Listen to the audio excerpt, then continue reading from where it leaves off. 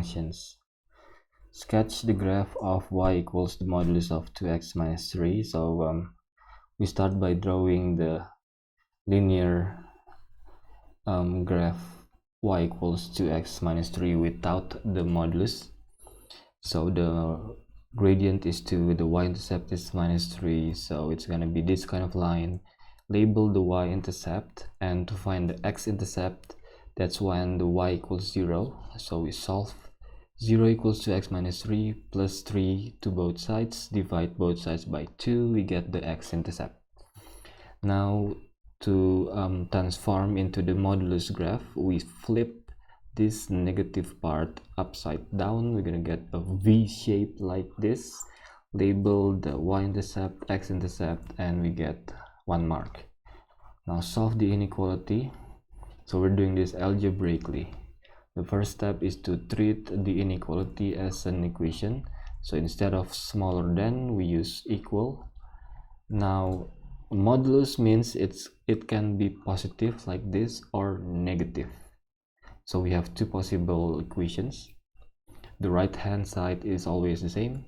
Now from here we can subtract 2x from both sides, and we can subtract 2 from both sides, and for the other equation we can add 2 to both sides and then subtract 2 from both sides, and we divide both sides by 5, we get the other solution.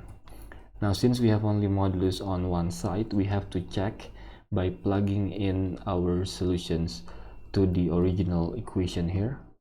So use a calculator like this, use the ABS button or the modulus function.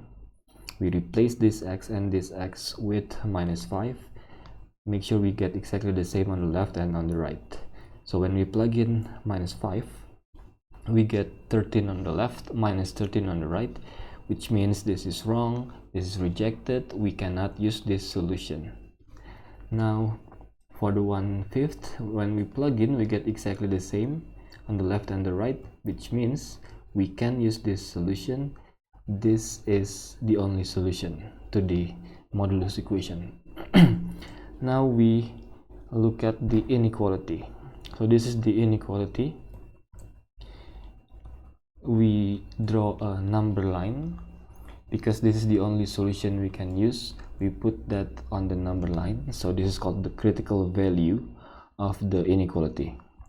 So this means we can only use two possible intervals, smaller than 1/5 or bigger than 1/5. To determine which interval we can use, we can just plug in any random number in each interval. So for the smaller than, we can use minus 10, greater than, we can use 10. We plug in minus 10 to the original inequality, including the absolute value. So use calculator, don't forget to use the ABS button. So if we plug in minus 10, we're gonna get 23 on the left, minus 28 on the right, and 23 is not smaller than minus 28.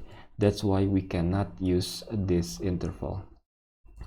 Now for the 10, when we plug in 10, we get 17, which is indeed smaller than 32.